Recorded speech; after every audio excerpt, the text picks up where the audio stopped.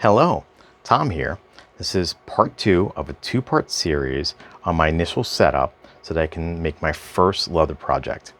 Part one covered a hobby kit of leather crafting tool set that I picked up from Amazon. A lot of little pieces and parts, so it got its own video.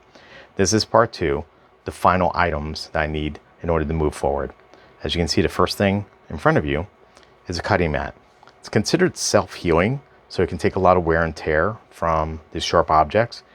Also, it's soft enough to protect the blades and the punches from the hard workbench from underneath so that the tools won't get damaged in the process. It's an excellent addition to my cutting surface and work area. In order to do safe, straight cuts, I won't be relying on these lines here, but I will be using this ruler. Now, you're probably wondering, since if you saw part one, there's a ruler included in the kit. I was a little uncomfortable with that ruler because it has a metal face on both sides. This ruler is different because there's a cork backing. The metal face down onto the cutting mat slides very easily. If I'm trying to hold that metal ruler in place with the metal side down, of course, the blade is probably going to skip because the ruler is going to slide. It could go into the actual project or into myself. So this ruler with the cork backing has a higher friction amount, so it's less likely to move when pressure is applied to it, making for straighter cuts and safer cuts. So this is a nice addition.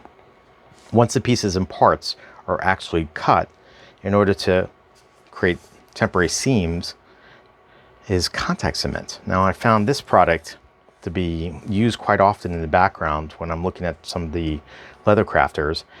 I'm not familiar with it. I haven't used contact cement since probably early elementary school. So we'll see how this works out for me. The nice thing about it is there's other variations in other product lines that kind of work with the whole leather gluing, but we'll find out. Best to try it out and see how it works out. When the seams are actually put together, I see a lot of leather crafters actually tap the seams in order to make sure there's a good bond in the contact cement. So I got myself a nice hammer that actually has a soft face on it for tapping the leather, as well as a harder non-metallic face for actually doing the punches. So this is a nice addition. Then once the connections are actually made, when everything is sewed up and it's ready, I got bone folders. Bone folders are used for opening up pockets, removing the contact cement in areas where credit cards, ID cards, dollar bills, or trinkets will go into, so it maximizes the space while it remains nice and slick, and they're hard. So that wasn't included in the kit, so now I have a set here. This is it. This is the final set of tools and material that I needed to start doing my leather crafting, except for leather. I saw this leather. This is my first piece of raw leather I've ever bought. It is bright red. I thought this would be kind of cool. Stands out quite a bit. And there's a little joke that kind of went through my head. If I cut myself, you probably wouldn't even notice it on this color of leather. Now, with these last items, I should be starting my very first project. I'm looking at patterns right now.